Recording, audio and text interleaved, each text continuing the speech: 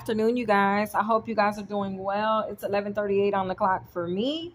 I'm gonna go ahead and do your blackout messages. I did record one that was the most recent, but I have these two that I've been holding on to. Spirit says I can go ahead and record them today, so I'm gonna do that for y'all right now. For those of you that know or don't know, this blackout message comes with a dream.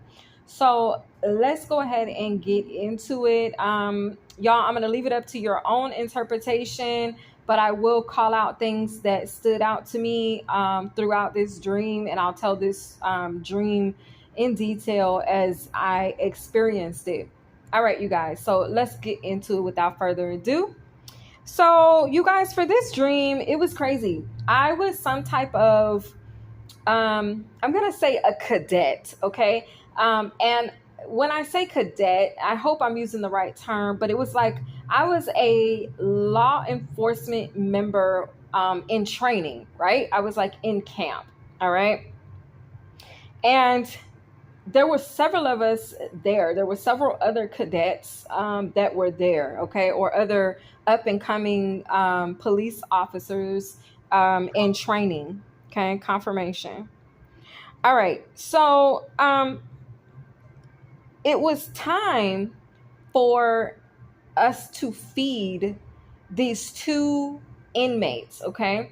And it was weird because these inmates, their meal was blood. Okay. Excuse me. Confirmation.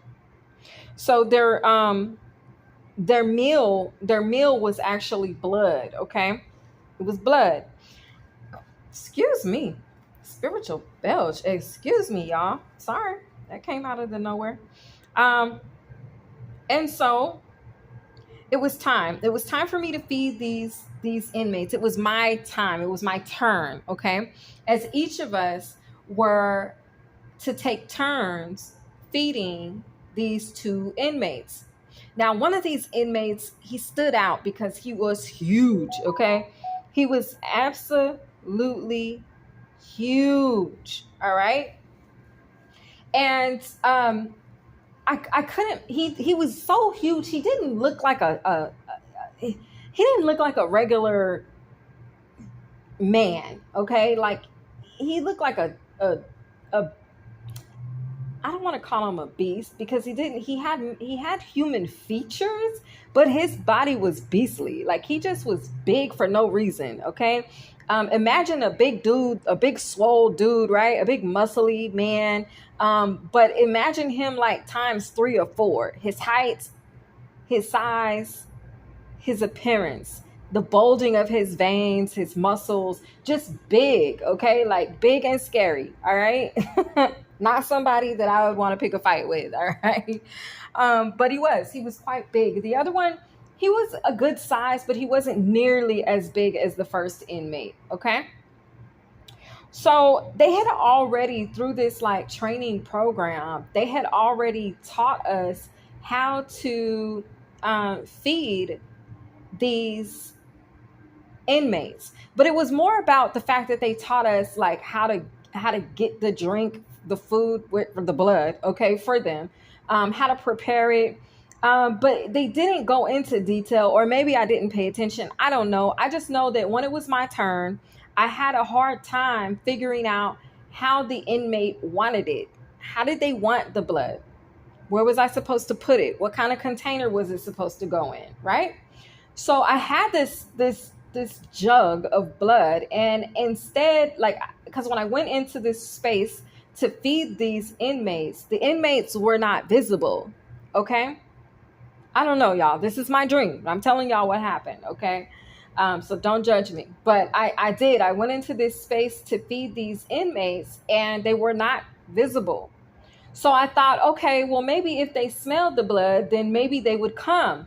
But I didn't want to pour it and then they not come. I was worried that they weren't gonna, like, they wouldn't. I don't know. I guess I was trying to make sure that they got their meal. Okay. So I took the jug, and there was a large like water I don't want to call it a water hole, but it was like, imagine one of those big Tupperware boxes that you would get, like a storage container, right? The clear ones. Maybe that y'all would store shoes, clothes, or toys in, just a large crate type of Tupperware Rubbermaid box, okay? And it was filled with water. So what I did was I took the blood and I began to pour it into the water because I thought, okay, well, maybe they would get it through the water, because I didn't know. Like I said, they didn't train me how to feed them. They just told me what they ate, but they didn't give me specifics on how I should give it to them, in other words. Okay. So I poured it into the water, not all of it, but most of it.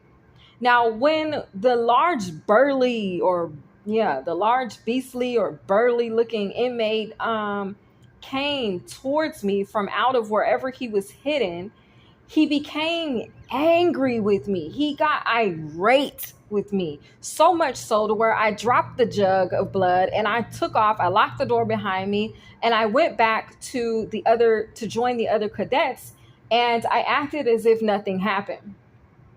But before I did, um, the inmate, he let me have it. Like he was pissed, and he was telling me like, don't you ever dilute, right?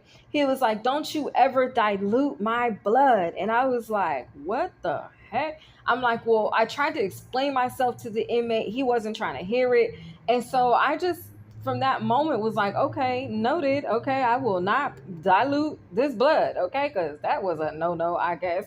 And so, but it was interesting because, like I said, how angry he became that I diluted the blood. It's like I put the blood into the water and I let the blood mix with the water instead of just giving him the raw, straight, uncut, undiluted blood. And when I say diluted, because some people may not know what that term means, if you've ever had a juice beverage, and you want to give it to your kids, but you know it's full of sugar and it's a little too strong, and really it could be cut with a little bit of water, that's diluting, right? We used to do that for kids I used to babysit. We would dilute the juice so that they wouldn't be getting so much of the sugar, but they could still get the flavor of the juice, right? And so that was the type situation that actually happened. And hold on. Okay, y'all, I'm so sorry about that. So yes, this burly inmate, he was pissed because he was like, "You diluted my blood," and I was, or my food. I was like, "Oh, I'm so sorry." But it was nothing else I could have done. So, like I said, I just went back to the other cadets. I sat down like nothing ever happened. But it's like I knew he was pissed. He was very, very pissed, right? Um, so y'all, just to add, and normally I try to not say too much because I like to let you guys, interpret the dream the way you guys see fit. But there's something like it straight up gave like what is it called? Vampiric energy, like uh someone who was a vampire, like wanting blood, like wanting, you know what I'm saying? And being upset that it's like they couldn't get the blood, they couldn't get straight blood. Like, it's weird. Anyway, that's what I have for y'all. Sorry if the ending seems a little weird. It's because I was gone away from the recording for a good 30-45 minutes. So sorry about that. But anyway, I hope you guys got the message. Thank y'all so much for hitting that like button, and my loves, I will see you guys in the next blackout reading. Have a great day.